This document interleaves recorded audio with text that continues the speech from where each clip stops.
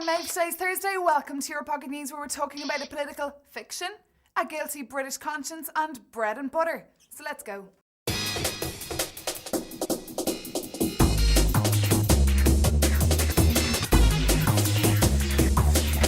Imagine no coordinator at your university faculty, or no manager in your workplace. Bit critical, huh? That's the situation in Belgium at the moment. They're on their 7th consecutive month without a proper government. And even though Provisional Prime Minister Guy Verhofstadt is trying to keep his head above the water, his swim is over on the 23rd of March. This week, Belgian foreign ministers ordered diplomats to start sprucing up the nation's image, as the tatters that it's been left in after half a year of political discord between Flemish-speaking and Franco-speaking parties, they'll be hard to pick up. Getting up out of bed this morning was easy, because I'm not Gordon Brown, and I don't have to deal with his conscience. The Prime Minister of England had to face business leaders in London the other day to convince them that EU membership was vital for the UK. 700,000 British companies have trading ties in Europe, he said. 3.5 million British jobs depend on Europe. EU membership is good for Britain, and a referendum on the modified treaty is not necessary. This is where it gets sticky. Back in 2005, Blair had promised a referendum on the Lisbon Treaty, so the Conservatives consider Brown a traitor.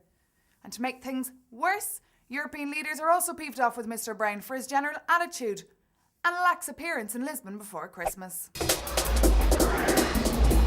Ireland, Poland and Spain have often been considered religious countries.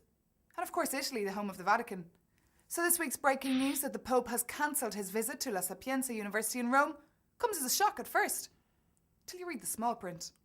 67 academics, along with their students, publicly accused him of despising science and defending the Inquisition condemnation of Galileo.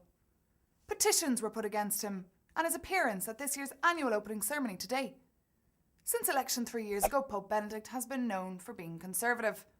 But usually if anyone attempts to loudly denounce their opinion, they're ignored.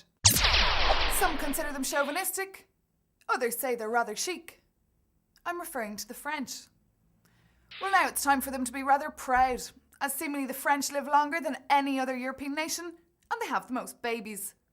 According to a hexagon published by the French Institute of Statistics and Economics, women have 1.98 children, while the European average is only 1.52. And most of them have their first baby at 30. Dubai is cloning Leon, you heard the other day. Well, now it's a trend because the Spanish desert Aragon has its sights on cloning Las Vegas. Known as Gran Scala, it aims to open its doors in 2015.